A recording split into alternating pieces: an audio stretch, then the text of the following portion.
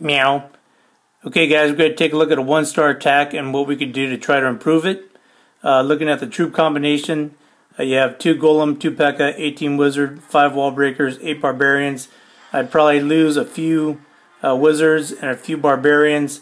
You put in 3 P.E.K.K.As and have about 9 to 10 Wall Breakers.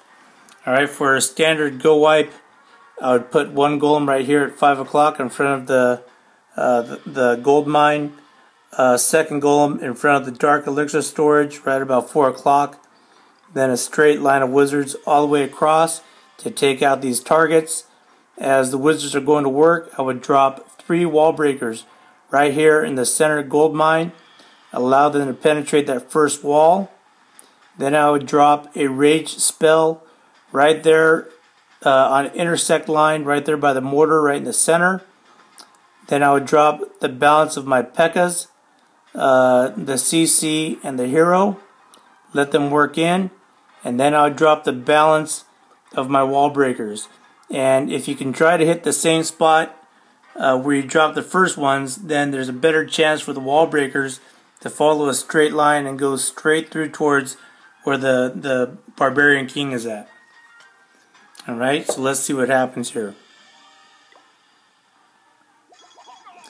Okay, so out of the gates we have the Barbarians that are dropped, which is not a bad thing. What they do need though is a heat shield like a Golem. So you drop 1 Golem right here that's going to at least protect some of these, as it is they're unprotected and they're going to get taken out by the defense pretty quick.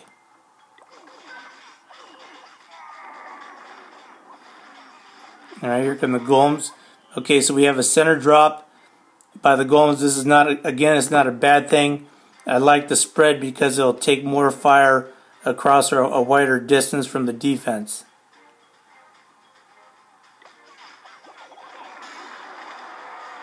Okay, a rage spell is dropped.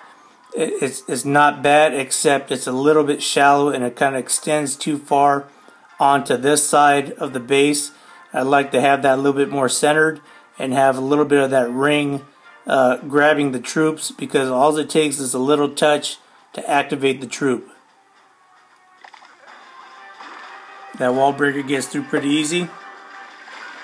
Okay, and so right here, the wall breakers just kind of spread out and they just go shooting off everywhere. So by keeping that rage spell towards the inside, keeping the wall breakers in the same spot, the drop spot, you have a better chance of them going straight. All the wizards are dropped in one spot. Okay, and there's an example. So the P.E.K.K.A is dropped. There is a break, but it's going to go to the first nearest target. So because it caught that edge of the rage spell, it shot right off to the side. And it's going to be a fight to get him back on track.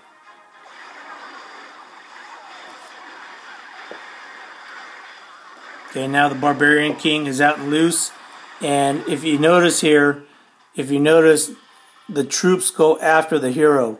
So now you have these wizards with their backs turned. You have the P.E.K.K.A chasing after the Barbarian King. And so now you have a lot of exposed wizards just kind of taking a whack in the back. And then from this point forward, they're just gonna be battling to get to the center. There's another spell that's dropped. And then the last P.E.K.K.A is dropped with a nice heal spell. Ideally, you want to save.